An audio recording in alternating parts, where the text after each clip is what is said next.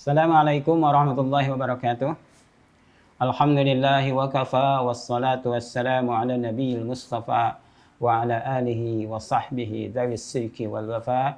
Asyhadu an la ilaha illallah wahdahu la syarikalah wa asyhadu anna Muhammadan abduhu wa rasuluh alladzi la nabiyya ba'dahu amma ba'du. Pemirsa Marhaban TV rahimakumullah, dimanapun Anda berada, pembahasan kita kali ini masih tentang tolak.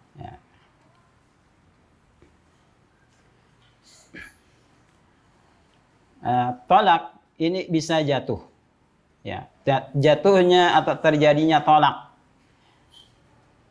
dengan dua syarat. Pertama, yaqa'u tolak ala zawja iza kanat mahallan lahu.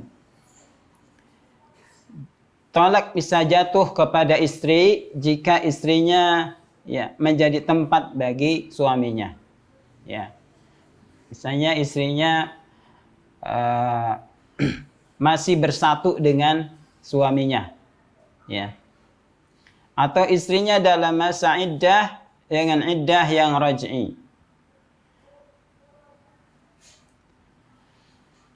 atau istrinya dalam keadaan iddah dengan perceraian yang dianggap sebagai talak. Nah, maka ini jatuh talak, ya. Maka istrinya kalau tidak menjadi tempat bagi suaminya, contoh misalnya suaminya pergi entah kemana, 6 bulan, 1 tahun tidak datang, tidak memberikan tidak memberikan nafkah, tidak memberikan kabar dan sebagainya, ya. Sudah 1 tahun, 2 tahun, ditunggu sampai 4 tahun tidak ada kabar beritanya. Akhirnya suami istrinya gugat ke pengadilan agama. Oleh pengadilan agama diputuskan perkawinan mereka fasah. Ya. Tiba-tiba misalnya sudah fasah, seminggu kemudian suaminya datang. Ya. Suaminya datang. Maka seperti ini mereka sudah tidak lagi suami istri. Ya. Maka walaupun suaminya masih menjatuhkan talak, maka talaknya tidak bermanfaat. Ini sia-sia.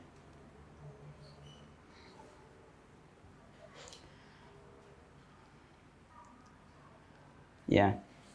Yang kedua, talak tidak jatuh kepada istri, ya, jika istrinya bukan menjadi tempat bagi suaminya. Misalnya wanita yang iddah karena fasakh dari suaminya, ya, seperti kejadian tadi. Ya. Misalnya tidak ada sekufu antara suami istri, atau adanya zuhur fasadil aqidah, nampak kerusakan akidah, rusaknya akad, ya. Maka misalnya suami istri ini ternyata diketahui mereka saudara sepersusuan, ya. Maka di sini tidak jatuh talak, tapi yang ada adalah fasakh. Nanti kita akan bahas apa itu fasakh, ya. Karena akadnya sudah rusak, akadnya sudah cacat. Ya, maka tidak jatuh talak. Yang ada hanyalah fasakh. Wanita yang dicerai sebelum dicampuri, ya, maka tidak ada talak, ya. Tidak ada iddah, ya. Misalnya seorang wanita, ya, dinikahi seorang laki-laki. Nah, di malam pengantin laki-lakinya kabur misalnya, ya, atau menceraikan. Maka di sini tidak ada iddah bagi wanita tersebut, ya.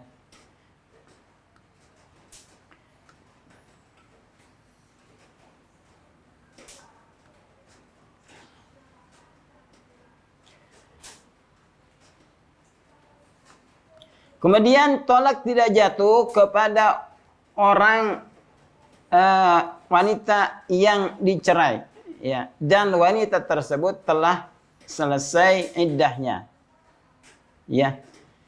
Karena sudah selesai iddah, maka ini wanita itu menjadi ajnabiyah, menjadi wanita asing yang bukan lagi punya hubungan ikatan suami istri, ya. Misalnya wanitanya sudah 4 bulan atau 5 bulan datang suaminya, kamu ceraikan, itu sudah tidak ada lagi dan tidak ada rujuk, ya, harus menikah kembali.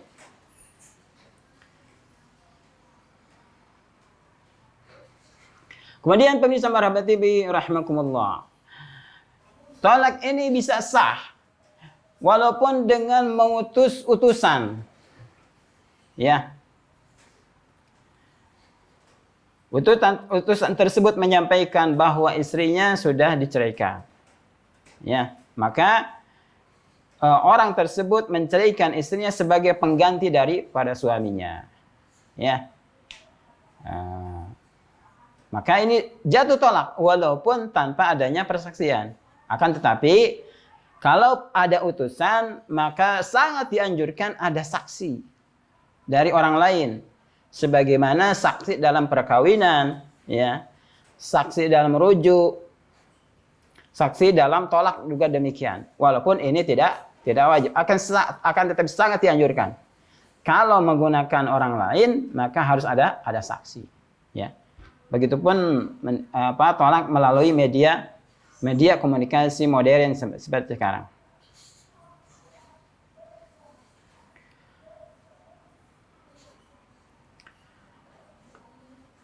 Bagaimana kalau ada seorang laki-laki yang mengharamkan istrinya?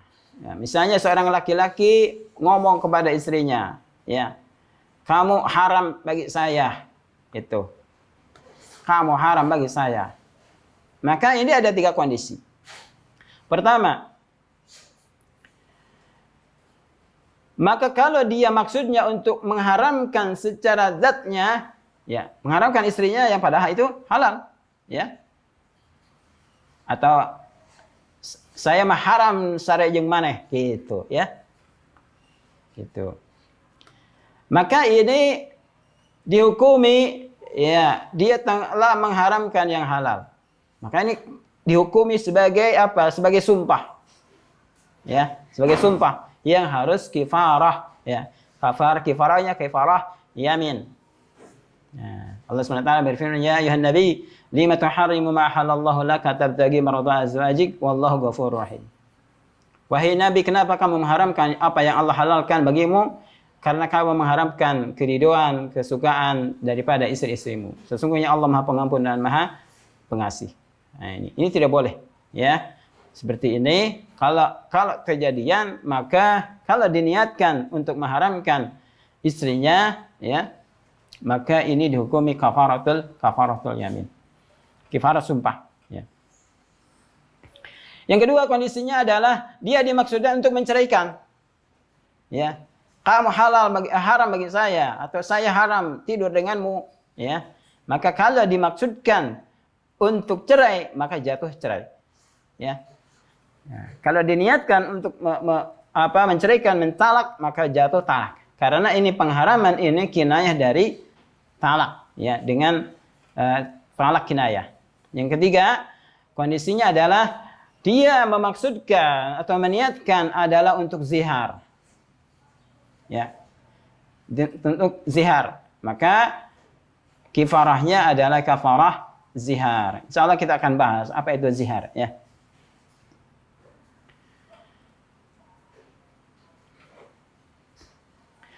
Nah, pemirsa Marhaban TV rahimakumullah.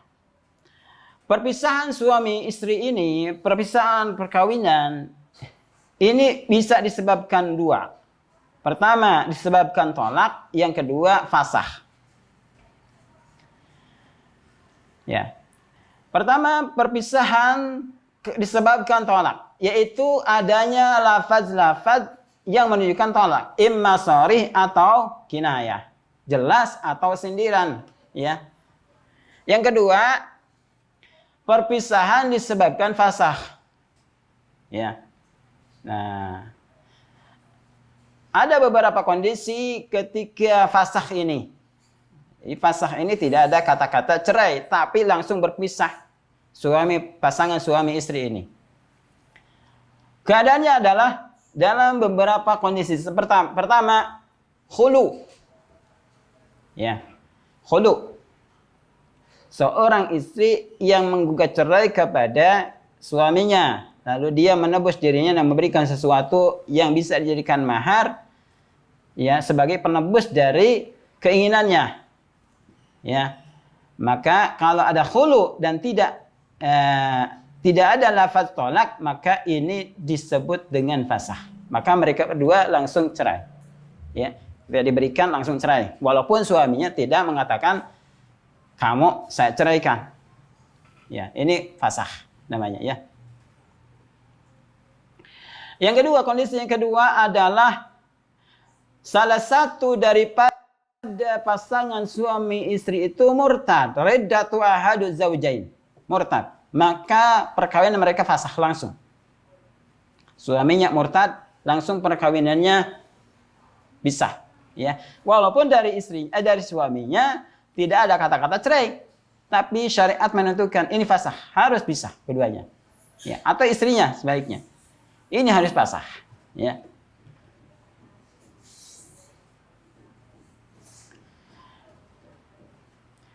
Kemudian perpisahan disebabkan ada cacat yang mushtarak, ya, cacat yang bersamaan. Misalnya, ya, seperti orang gila, penyakitan gitu, gila penyakitan. Wah, ini istrinya langsung perkawinan mereka fasakh, ya. Atau yang keempat, ya, kondisi yang keempat adalah hal yang khusus berkaitan dengan istri. Misalnya ini, ya, istrinya adalah ini maaf ya ibu-ibunya, tidak ada lubang kemaluannya. Tidak ada lubang kemaluannya. Aku mah takihin, aku mah enggak. Tidak ada lubang kemaluannya. Wah, ternyata itu rapat gitu misalkan, ya. Ini. Atau ada penyakit kelamin. Wah, ini adalah langsung fasakh, ya, berpisah suami dan istri, ya.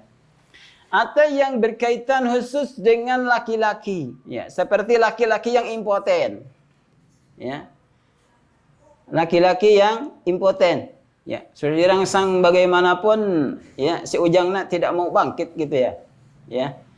Lihat perempuan kayak lihat batu gitu. Nah, ini adalah khusus dengan laki-laki. Kalau diketahui, maka ini fasakh. Keduanya langsung berpisah, ya. Kondisi yang kelima adalah Islamnya salah satu pasangan suami istri. Jika ada orang kafir, suami istri ini kafir, ternyata salah satu pasangan mereka itu masuk Islam, maka perkawinan mereka langsung fasakh, terpisah, ya, tanpa ada kata-kata cerai, ya. Kemudian al-faraqah bisababil li'an, perpisahan disebabkan li'an, saling melaknat, ya, saling melaknat. Insyaallah kita bahas apa itu li'an.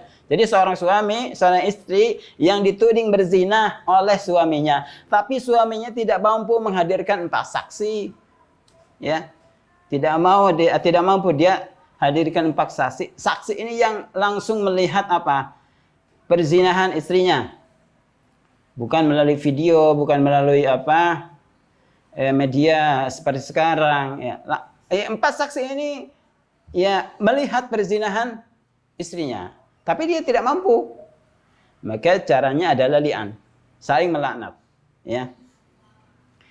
Yaitu 4 kali berkata, demi Allah, kata suaminya, saya bersaksi istri saya telah melakukan zina 4 kali. Kemudian yang kelima, dan laknat Allah kalau saya termasuk orang-orang yang berdusta. Begitupun istrinya, dia harus bersumpah atas nama Allah, demi Allah saya tidak berzina sebagaimana ditudingkan oleh suami saya 4 kali, dan kelima kali, dan laknat Allah bagi saya kalau dia termasuk orang yang benar, kalau suaminya termasuk orang yang benar, ya. Kalau sudah melihat li'an itu di depan pengadilan, depan Pak Hakim, ya, li'an seperti itu, maka tanpa ada kata-kata cerai, mereka berdua menjadi berpisah, ya. Suaminya tidak perlu, saya ceraikan kamu, enggak, tidak. Tapi ketika selesaian langsung berpisah. Kemudian al-faraqa bisababil insari fil mahari wan nafaqa wis sakan.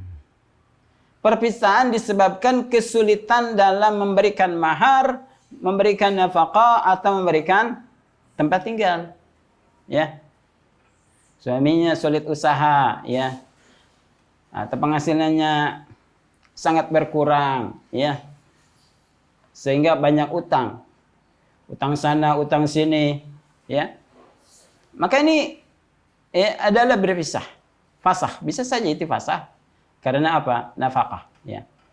Walaupun misalnya boleh bagi istri itu menunggu suaminya untuk sampai dia punya keluasan, punya kelonggaran dalam rezeki, ya. Ini boleh. Tapi mau fasah itu tidak apa-apa. Contoh misalnya seorang istri yang dibawa oleh suaminya transmigrasi, ternyata suaminya di sana sakit-sakitan. Ya, boleh istrinya itu fasah meninggalkan istrinya, meninggalkan suaminya. Itu adalah hak istri kepada suaminya. Itu disebutkan fasah. Dan suaminya kalau sudah tidak mampu memberikan nafkah, jangan kekeh. Ya. Harus diberikan apa kebebasan. Ya, mama, misalkan bapak teh istri tak usaha, bisa mama harek gugat cerai atau ya pisah sok we, itu suami, ya. Tidak boleh misalnya, tidak boleh ngekehan, ya, atau urus orang yang mana usaha, tidak boleh, karena yang memberikan hak nafkah kepada istri adalah suami, ya. Kemudian fase selanjutnya adalah berpisahnya keislaman suami atas, ya, menyerahkan seorang suami atas dua saudara, atau dia punya istri lebih dari 4. Ya, contoh seorang laki-laki, ya, dia masuk Islam, ternyata punya istri kakak beradik. Nah, kalau dalam Islam dia boleh mengumpulkan kakak beradik, ya, dilancik dijadikan istri. Maka salah satunya harus fasah, ya, imma mau kakaknya maupun istrinya. Atau seseorang kafir masuk Islam, dia punya istri misalnya 90, maka harus pilih yang 4, yang lainnya difasah, gitu, ya. Jadi nggak boleh 90-nya, ya. Kemudian al-faraqa bisa berrada, bisa fasah disebabkan apa? Rada atau sepersusuan, ya, sepersusuan. Kemudian al-faraqa adamul kifa'a bainal zawjaini. Bisa berpisah karena fasah disebabkan tidak ada sekufu, ya. Tidak sekufu antara suami dan istri. Sekufu dalam agama. Misalnya, istrinya salihah, laki-lakinya tukang mabok atau bandar narkoba 10 ton.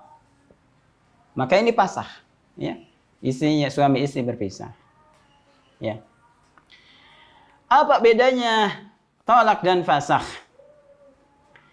Perbedaannya, tolak ini adalah selesainya akad nikah. Ya. Ya.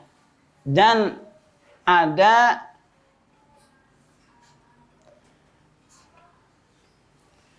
jadi kalau tolak adalah akadnya sah. Ya, akadnya sah. Dan tapi akad ini selesai. Nah, itu akad ini lepas. Nah, itu sebetulnya dengan tolak. Adapun fasah, fasah ini adalah membatalkan akad dari asalnya. Akad dari asalnya itu sudah rusak, maka ini disebut dengan fasah. Ya. Yang kedua adalah tolak. Tolak terjadi pada akad nikah yang sahih. Ya. Akad yang sahih, akad nikah yang sahih, yang lazim, yang mesti. Ya. Adapun fasakh ini disebabkan kondisi-kondisi yang datang kemudian yang merusak akad nikah. Ya, seperti apa? Seperti murtadnya salah satu pasangan, ya. Atau suami menjimai ibu mertuanya, ya. Suami menjimai ibu mertuanya, atau suami menjimai anak tirinya, dan sebagainya. Ini ada kejadiannya, insya Allah ini. Banyak seorang suami yang memperkosa anak tirinya, bahkan anaknya sendiri. Ini kejadian karena pawitan.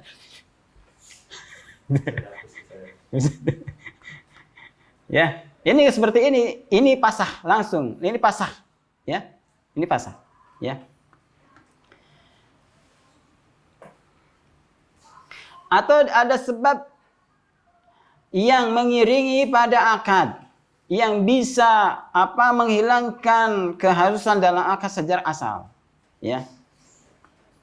Misalnya memilih wali wanita, ya, memilih wali bagi seorang wanita. Kemudian perbedaan yang ketiga,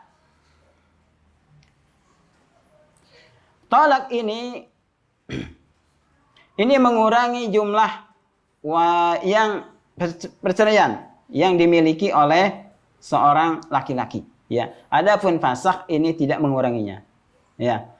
Nah, dengan demikian setiap perceraian yang disebabkan dari sisi perempuan biasanya itu disebut dengan fasakh, ya.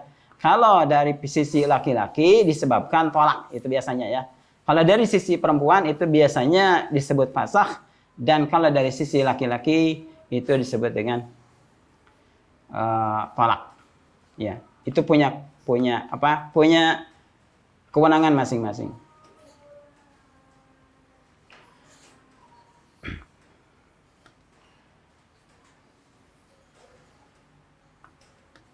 Nah, siapa yang memiliki fasakh ini?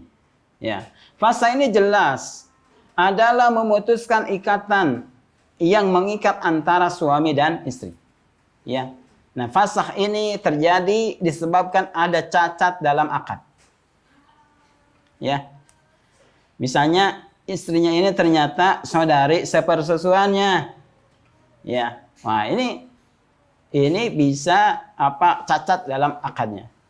Atau disebabkan ada perkara-perkara yang datang yang menghalangi terus menerusnya dalam pernikahan. Misalnya salah satu pasangan suami istri itu murtad dari Islam, maka ini fasakh, disebabkan riddah, disebabkan murtad, ya.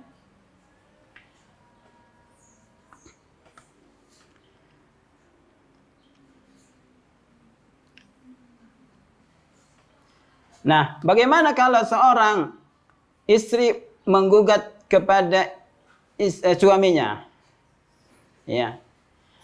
Maka bagi seorang qadhi, seorang hakim, ini boleh menceraikan istrinya, menceraikan seorang istri dari suaminya, ya, menceraikan seorang istri dari suaminya ketika istri itu meminta untuk diceraikan.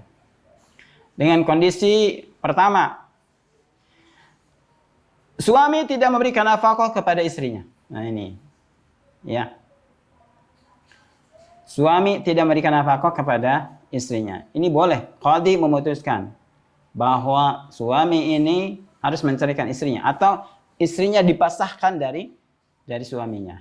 Walaupun suaminya misalkan tidak memberikan kalimat tolak, ya. Yang kedua, adanya aib terhadap suami, ya.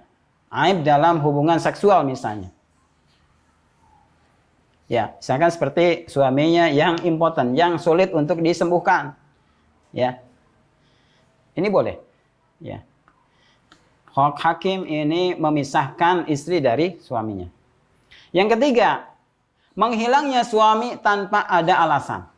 Ini boleh dipisahkan keduanya, ya, tanpa si suami memberikan tolak.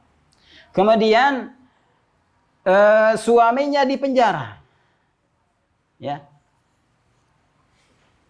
Nah, ini dipisahkan. Atau terjadinya bahaya disebabkan perkawinan. Misalkan suaminya memukuli istrinya, atau mencaci makinya, atau menyakitinya. Ya.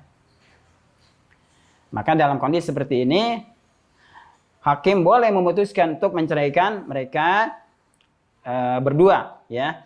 Dan bagi istri boleh meminta cerai kepada suaminya jika dia dalam keadaan berbahaya, ya.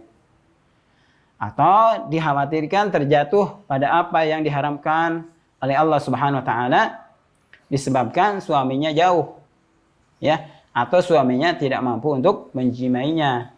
Nah, itu boleh.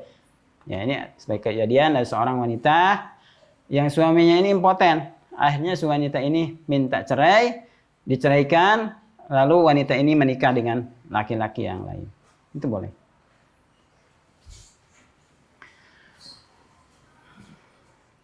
Nah, pemirsa Marabanti rahimakumullah, tolak itu ya ada 3 macam. Ini dilihat dari berlangsung tidaknya tolak. Pertama ada tolak munjiz. Ya. Tolak munjiz adalah tolak yang dimaksudkan untuk mendapatkan tolak dalam ketika itu. Ya, misalnya seorang laki-laki mengatakan kepada suaminya, kepada istrinya, "Kamu saya ceraikan sekarang." Nah, itu munjiz. Saat itu langsung terjadi tolak. Ya. Yang kedua, tolak mudhaf, tolak yang disandarkan. Yaitu setiap tolak yang diiringkan dengan zaman yang akan datang. Misalkan, ya, kamu terceraikan besok hari, atau di awal tahun, atau 1 bulan kemudian, ya.